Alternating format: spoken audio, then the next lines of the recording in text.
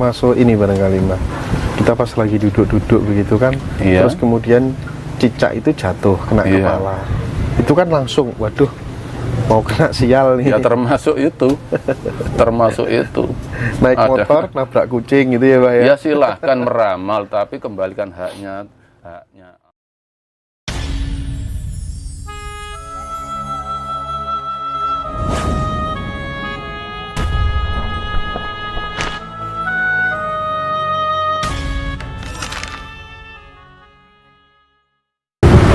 Tapi apakah ketika kita belajar syariat memang harus dilengkapi dengan bertasawuf, Mbah No, kira-kira?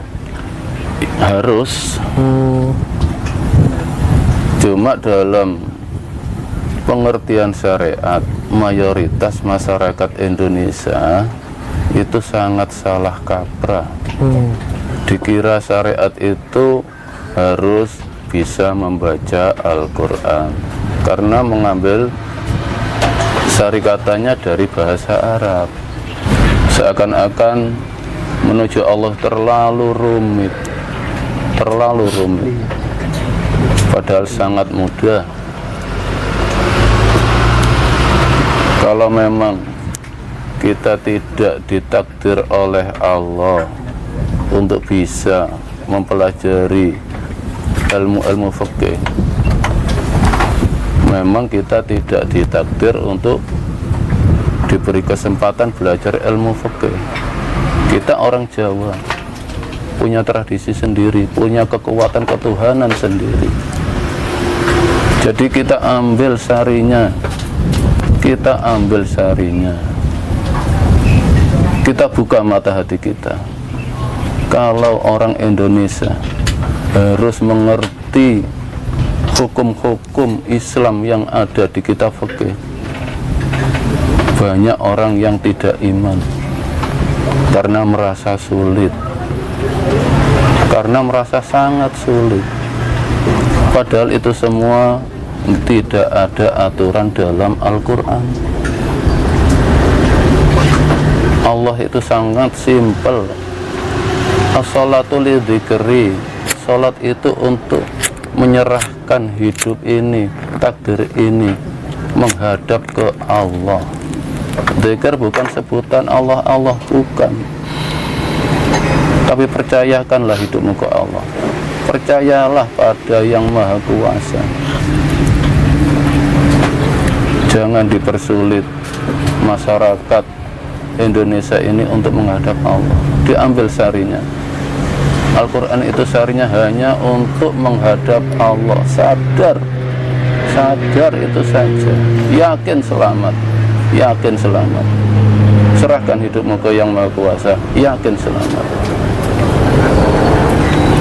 Berarti karena kita sebagai orang Jawa ada tradisi seperti halnya misal nih Mbah, kalau kita mau menikah terpakai hitung-hitungan pon, wage, kliwon, legi dan seterusnya, itu masih harus tetap dipegang ya? Masalah tradisi itu silahkan dilanjutkan, tidak melarang tradisi. Saya di sini hanya membimbing yang mau dibimbing. Tradisi lanjutkan, tapi hati tetap hasilnya tetap diserahkan Allah. Wong kita 1 jam yang akan datang nanti masih diberi hidup oleh Allah atau enggak saja enggak tahu, apalagi 2 bulan, 3 bulan, 2 tahun, 3 tahun itu menempati hak Allah. Jadi kita bimbing umat manusia ini untuk lebih percaya ke Allah, tapi tidak meninggalkan tradisinya. Karena di Al-Quran jelas, Qul a'udzu birabbin nas. Ya Allah, ungkapkan saya berlindung pada Tuhannya manusia, yaitu Allah. Berlindunglah ke Tuhannya manusia, Allah. Jangan berlindung kepada selain Allah. Kalau kita masih percaya dengan ramalan-ramalan dan meyakini kalau saya tidak menurut akan celaka, berarti kita tidak berlindung kepada Allah tapi berlindung kepada manusia. Malikin nas, yang menjadi rajanya manusia. Jadi maksudnya yang menjadi raja manusia, hidupmu itu loh, serahkan kepemimpinannya pada Allah, percayakan hidupmu pada Allah. Jangan mau didoktrin oleh ucapan-ucapan yang menyatakan bahwa kalau tidak mau menuruti apa yang dinasihatkan manusia tersebut akan celaka. Yakin, tidak ada manusia yang bisa memberikan keberuntungan kepada manusia. Tidak ada manusia yang bisa memberikan celaka pada manusia, asalkan kita yakin pada Allah. Yakin pada Allah. Mengapa ramalan-ramalan manusia itu bisa terjadi? Karena kita meyakini di situ. Jadi Allah mengabulkan apa yang kita yakini. Percayakan hidupmu biar dipimpin oleh Allah, biar ditata oleh Allah. Tatanan Allah itu lebih sempurna. Itulah malikin nas. Serahkan hidupmu pada Allah. Ilahin nas, sandarkan hidupmu hanya untuk Allah. Sandarkan nasibmu, sandarkan hidupmu pada Allah. Jangan bersandar ke selain Allah.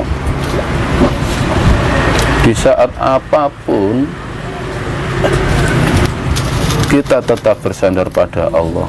Makanya pernah saya ungkapkan, kullu syai'in halikun illa wajha laul hukmu wa ilaihi turja'un. Setiap yang berbentuk apapun, berupa ucapan, berupa apapun yang berbentuk, kalau kita percaya, kalau kita sandari, itu akan halikun, merusak iman kita. Illa wajha, kecuali hidupmu kau serahkan pada Allah. Serahkan. Laul hukmu, hukum hanya Allah dan kita yang tahu. Kita tidak butuh dinilai manusia. Kalau memang kita yakin hidup kita ke Allah, untuk apa kita masih memandang manusia? Kita tidak butuh sanjungan, pujian. Kalau manusia masih butuh sanjungan, pujian dari manusia, berarti hukumnya masih menghadap manusia, bukan ke Allah. Wa ilaihi turja'un, semua kembalikan ke Allah. Ke Allah lah tempat kembali kita, tempat berserah diri kita, tempat mengembalikan takdir kita. Itulah orang yang bersyukur. Min syarril waswasil khannas, dari kejahatan, godaan-godaan manusia, yaitu percaya dengan ramalan-ramalan, percaya gaib selain Allah, percaya bahwa gaib selain Allah itu bisa memberikan bahaya, sama sekali tidak. Itu termasuk kullu syai'in halikun, berupa apapun, berupa gunung, lautan, kalau diyakini itu bisa memberikan bahaya, maka kufurlah iman kita. Dalam sejarah pun jelas, waktu sahabat Anas sesudah menikah, dia sowan ke Rasulullah, minta doa keberkahan atas perkawinannya. Ya. Rasulullah apa mau memberkahi sahabat Anas? Tidak. Rasulullah pun memintakan berkah ke Allah dengan doanya, barakallahu laka wa baraka alaika wa jama'a bainakuma fi khair. Barakallah, Allah yang memberkahi. Barakah itu takdir, itu hak masing-masing. Kalau saya yakin hanya Allah yang bisa memberikan berkah kepada saya. Murni saya yakin ke Allah saja, tidak pernah yakin ke manusia. Okay. Alladzi yuwaswisu fi sudurin nas, yang selalu memberikan rasa was-was pada manusia. Bahkan Allah dalam Al-Quran, innallaha la yuhibbul mutawasikin, Allah paling benci, paling tidak senang dengan orang yang hatinya selalu was-was karena tidak yakin pada Allah. Dikatakan orang begini sudah was. Nah, itu kedoktrin dari kecil, keyakinan-keyakinan itu. Jangan ke situ, itu di situ ada hantu. Akhirnya timbul rasa was-was. Itulah doktrin-doktrin dari kecil, sehingga terbawa sampai dewasa, mempercayai bahwa tempat-tempat yang rimbun, gunung yang tinggi, lautan itu bisa membahayakan untuk ditempati oleh jin-jin yang keramat yang bisa mencelakai. Berhubung dari kecil ke doktrin seperti itu, akhirnya imannya hilang. Termasuk ini barangkali Mbak, kita pas lagi duduk-duduk begitu kan, iya. Terus kemudian cicak itu jatuh kena Iya. kepala, itu kan langsung waduh mau kena sial nih. Ya termasuk itu, termasuk itu. Naik motor nabrak kucing gitu ya Mbak ya. Ya silahkan meramal, tapi kembalikan haknya Allah. Ada kupu masuk rumah, oh kata anak tamu. Sadar posisi kita manusia, takdir yang akan datang itu haknya Allah, jangan ditempati haknya Allah. Itu yang saya tekankan kepada semua yang mengikuti saya. Saya bimbing untuk yakin ke Yang Maha Esa. Oke. Selanjutnya begini, kalau misalnya ini Mbah, berarti kan tasawuf itu yang ditata adalah membersihkan hati ya Mbah, kalau Iya. ya enggak? Iya. Itu kalau nggak salah di surat Al-A'la ayat 14 barangkali. Berarti sangat penting dong belajar tasawuf di dalam kehidupan kita ini. Sesungguhnya tasawuf itu tidak perlu dipelajari karena sejalan dengan hidup kita. Cukup dengan kita serahkan hidup kita ke Allah, itu loh sudah tasawuf. Dengan bergiat bekerja dan hasil diserahkan ke Allah, itu sudah tasawuf. Tidak harus menghindari dunia. Iya. Semua itu sejalan dengan takdir. Jadab pun sejalan dengan takdir. Jadab itu apa? Gila dengan Allah, jatuh cinta pada Allah. Itu pun nggak bisa dibuat-buat ya orang jadab itu ya Mbak ya? Ya nggak bisa. Kalau makanya dalam ritual itu jangan berhenti di hati. Hati itu masih rasa, masih mudah disisipi iblis. Langsung didalamkan lagi. Makanya dalam tembang Sunan Kalijogo, tembang awal itu Mas Kumambang. Setiap manusia ini ada Mas Kumambang.